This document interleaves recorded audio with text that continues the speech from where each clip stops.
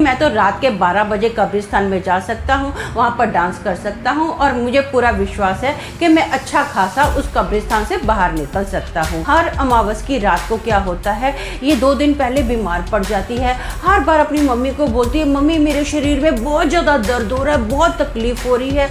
और जैसे ही अमावस की रात आती है ना, इसके माथे पर ये निशान आ जाता है। घर वालों को समझ में नहीं आता कि ये लड़की करती क्या है। जब देखो इधर कूदती रहती है, उधर कूदती रहती है, एक ही जगह ये बार बार चोट कैसे खा रही है। परिवार वाले यही सोचते हैं, ये सोचते कि ऐसे कैसे हो सकता है। वो आदमी मेरा हाथ पकड़कर बोलता है, चल मेरे साथ चल, इस दुनिया में कुछ नहीं रखा है, मेरे साथ चल।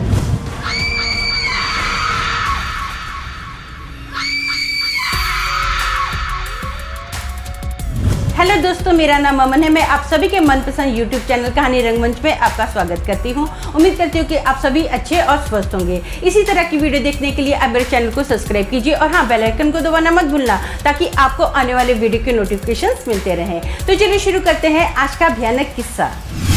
दोस्तों, आज का जो किस्सा है ये रांची का किस्सा है। ये साल 2014 से लेकर 2015 तक का किस्सा है। यहाँ पर ना एक फैमिली रहती है जिसमें हस्बैंड वाइफ और उनके 2 बच्चे हैं। बड़े बेटे का नाम अजय है, ये कॉलेज में पढ़ता है। अजय की एक छोटी बहन है, इसका नाम प्रीति है, जो कि 6th स्टैंडर्ड में पढ़ती है। इसके जो पिताजी है ना, बहुत बड़ी कंपनी में काम करते हैं। घर में अच्छा पैसा है, मस्त गाड़ियाँ वाड़ियाँ हैं।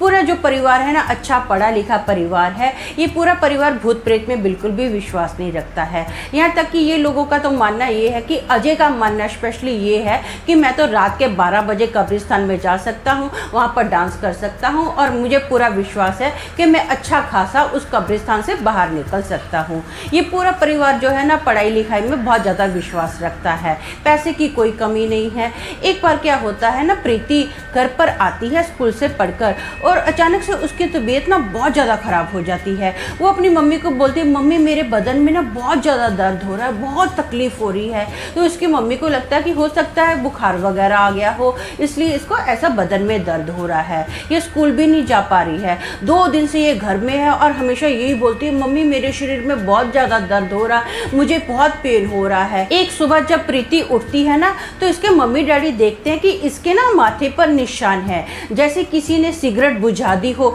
ऐसा प्रीति के माथे पर निशान है। तो प्रीति के मम्मी डैडी सोचते हैं कि हो सकता है खेलने के वक्त इसको कोई चोट वगैरह लग गई होगी, जिसकी वजह से इसके माथे पर ये निशान है। पूरा जो परिवार है, मैंने आपको पहले ही बताया कि ये लोग भूत प्रेत में तो बिल्कुल विश्वास ही नहीं रखते हैं। इन लोगों ने सोचा ही नहीं कि प्रीति के साथ ऐसी घटना हो सकती है। पूरा परिवार ने सोचा कि लड़की मस्ती करती है, चुलबुली लड़की है, 24 घंटे कभी इधर कूद उधर कूद कूद कर कहीं ना कहीं से इसके माथे पर ये चोट का निशान लग गया होगा, जिसकी वजह से इसके माथे पर ऐसा निशान दिखाई दे रहा है। अब 2 दिन के बाद अचानक से इसका जो शरीर है एकदम ठीक हो जाता है और इसके जो माथे का निशान है ना, वो भी अचानक से गायब हो जाता है। अब हर अमावस की रात को क्या होता है, ये 2 दिन पहले बीमार पड़ जाती है। हर बार अपनी मम्मी को बोलती है, मम्मी मेरे शरीर में बहुत ज़्यादा दर्द हो रहा है, बहुत तकलीफ हो रही है। और जैसे ही अमावस की रात आती है ना, इसके माथे पर ये निशान आ जाता है। घर वालों को समझ में नहीं आता कि ये लड़की करती क्या है। जब देखो इधर कूदती रहती है, उधर कूदती रहती है, एक ही जगह ये बार बार चोट कैसे खा रही है। परिवार वाले यही सोचते हैं, ये सोचते कि ऐसे कैसे हो सकता है। और हर बार ना सपने में प्रीति जो होती है, वो अपने मम्मी डैडी को बोलती है, mummy daddy, mummy mummy mummy, जो से चिल्ला के उठती है। तो उसकी मम्मी बोलती है, क्या हुआ? तो वो प्रीति बताती है, मम्मी मेरे सपने में ना एक आदमी आया था और जो आदमी था ना, वो आदमी मेरा हाथ पकड़कर बोलता है, चल मेरे साथ चल, इस दुनिया में कुछ नहीं रखा है, मेरे साथ चल। ये बात जब प्रीति बोलती ना, वो बोलती, मम्मी वो जो आदमी था ना, बहुत ही भयानक आदमी था। अब क्या होता है, हर अमावस की रात आने से पहले ना प्रीति जो है 2 दिन पहले ही बीमार पड़ जाती है और हर अमावस की रात इसको ये भयानक सपना आता है। ये जो सपना है ना, हर अमावस की रात को आता है और जब ये सपना आता है ना, तभी इसके माथे पर ये निशान बन जाता है सिगरेट बुझाने का। पूरा जो परिवार होता है समझ में नहीं पाता है कि ये लड़की बोल क्या रही है, क्या अजीब सी बातें कर रही है और अजीब सा ये निशान निशान कैसे पड़ जाता है इनको कुछ समझ में नहीं आता है। एक बार ना प्रीति के घर पर एक फंक्शन होता है, इसके बड़े भाई का बर्थडे होता है, रात का वक्त होता है, इनके बहुत सारे रिश्तेदार आए हुए होते हैं, केक वगैरह काटा जाता है, सब लोग काफ़ी मस्ती मजाक करते हैं, खूब खाते पीते हैं और रात के वक्त ही सब लोग अपने अपने घरों के लिए रवाना हो जाते हैं। जैसे सब रिश्तेदार गए ना तो अचानक से जो प्रीति है ना वो अपनी मम्मी को बोलती है, मम्मी मेरे को बहुत ज़्यादा नींद आ रही है। तो इसके मम्मी बोलते हैं, हाँ बेटा थोड़ा घर की साफ़ सफाई में मेरी मदद कर दे, उसके बाद सो जाना। तो ये बोलती नहीं मम्मी मेरे को बहुत नींद आ रही है, बहुत भयंकर नींद आ रही है। ये बात करते करते ना फट से सोफे पर लेट जाती है, जैसे ये बेहोश हो रही है ऐसा ये रिएक्ट कर रही है। तो इसकी मम्मी इसको फटाफट उठाने की कोशिश कर रही है, प्रीति होश में आ, प्रीति होश में आ। जो प्रीति है ना थोड़ी सी आँख खोलती है फिर सो जाती है, हर इतनी सी बस इतनी सी आँख खोलती है वो कंटिन्यू, फिर फाइनली क्या करती है वो पूरा ना नींद में चली जाती है। इसकी मम्मी इसको आवाज़ दे रही है, प्रीति चल ठीक है रूम में सो जा, प्रीति रूम में सो जा। जो प्रीति है ना कोई रिएक्ट ही नहीं कर रही है। तो इसके जो भाई होता है और डैडी होते हैं ना प्रीति के, वो भी इसके पास आते हैं, इसको उठाने की कोशिश करते हैं, प्रीति उठ ही नहीं रही है। जहाँ तक कि प्रीति को सब लोग उठा रहे हैं ना तो सब लोग नोट करते हैं कि प्रीति ने अपने दोनों हाथों की मुट्ठियाँ ना एकदम टाइट बंद कर ली हैं, बहुत टाइट बंद की हुई हैं। तो उसका जो बड़ा भाई होता है वो मुट्ठी खोलने की कोशिश करता है, लेकिन प्रीति भी पता नहीं इतनी ताकत कैसे आ जाती है, वो मुट्ठी खोल ही नहीं पा रहा होता। बहुत जोर लगा के अजय मुट्ठी खोलता है। जैसे प्रीति की मुट्ठी खोली गई ना तो सब लोग देखकर एकदम चौंक गए, क्योंकि प्रीति के हाथों पर ना बहुत सारे जैसे ब्लेड के कट पड़ जाते हैं ना वैसे कट पड़े हुए हैं, दोनों हाथों पर कट पड़े हुए हैं और धनाधन खून निकल रहा है। और पूरे परिवार की आंखों के सामने ही प्रीति के माथे पर मैंने जो निशान बताया था ना वो निशान पड़ जाता है। पूरा परिवार ये देखकर ऐसे एकदम चौंक जाता है कि ऐसे कैसे हो सकता है, इसके हाथों में तो कोई ब्लेड भी नहीं है, ये निशान कैसे पड़ गए हैं, और इसके माथे पर हमारी आंखों के सामने ये निशान कैसे पड़ गया, जैसे कोई सिगरेट जला के किसी ने इसके माथे पर रख दिया हो, ऐसे इसके माथे पर ना वो निशान पड़ा हुआ है। जो प्रीति का चेहरे का कलर है पूरा उड़ गया है, एकदम पीला पड़ गया है। सब लोग बहुत टेंशन में आ जाते हैं, फटाफट प्रीति को हॉस्पिटल लेकर जाते हैं।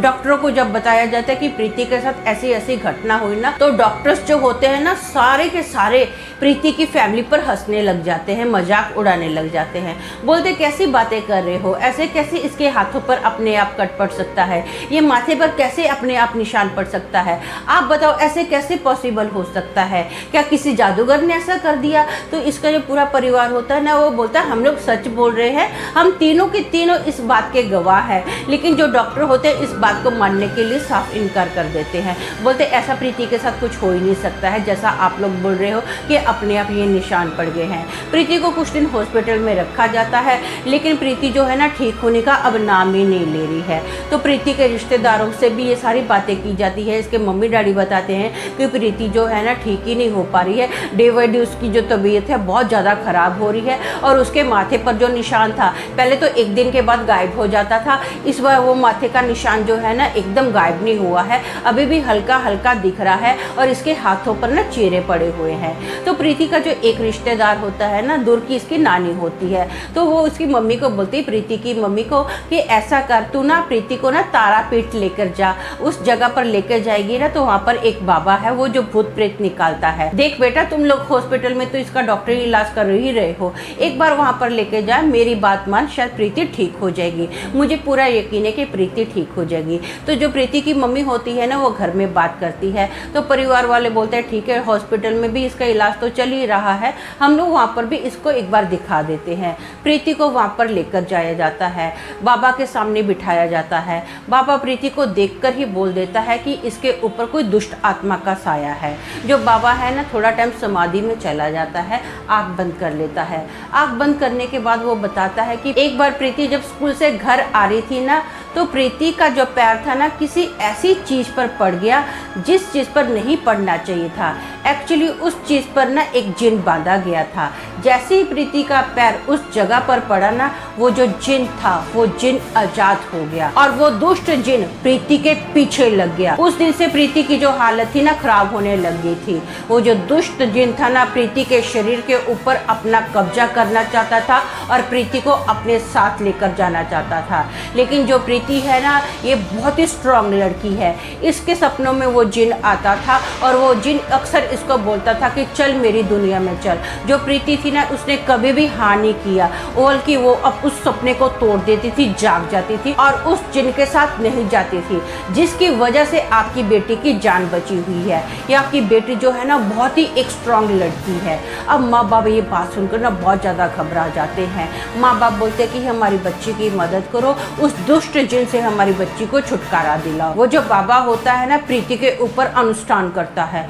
काफ़ी टाइम अनुष्ठान करने के बाद जो प्रीति होती है ना, बेहोश होकर धाड़ देने गिर जाती है। और जब वो बाबा होता है, बोलता है कि इस बच्ची के शरीर पर अब उस जिन का कोई कब्जा नहीं है, वो जो जिन है प्रीति के जीवन से हमेशा के लिए निकल गया है। तो पूरा परिवार बहुत खुश हो जाता है। उस दिन के बाद प्रीति के साथ ऐसी कोई घटना नहीं हुई। बहुत सारी अमावस की रातें निकल गई है, लेकिन जो प्रीति है ना एकदम फिजिकली फिट है। उसके साथ ऐसा कुछ भी नहीं हुआ, ना ही कोई उसको बुरा सपना आया, ना ही कोई उसके माथे पर निशान पड़ा कभी भी। तो दोस्तों, मेरा मानना ये है कि बहुत सारे जो पढ़े लिखे लोग होते हैं ना, वो एक तरह के अनपढ़ होते हैं, क्योंकि वो सब इन बातों पर विश्वास नहीं रखते हैं। जब तक उनके साथ आप बीती नहीं होती है ना, तब तक वो लोग इन बातों को विश्वास ही नहीं करते हैं। आज की घटना से ना बहुत सारे लोगों को सबक लेना चाहिए। ये तो अच्छी बात है कि प्रीति की जान बच गई। ये जो हमारा आयाम है ना, यहाँ पर इंसानों के साथ साथ दुष्ट आत्मा भी है, ये एक सत्य है। तो आज के लिए बस इतना ही। कल फिर मिलेंगे और एक भयानक किस्से के साथ।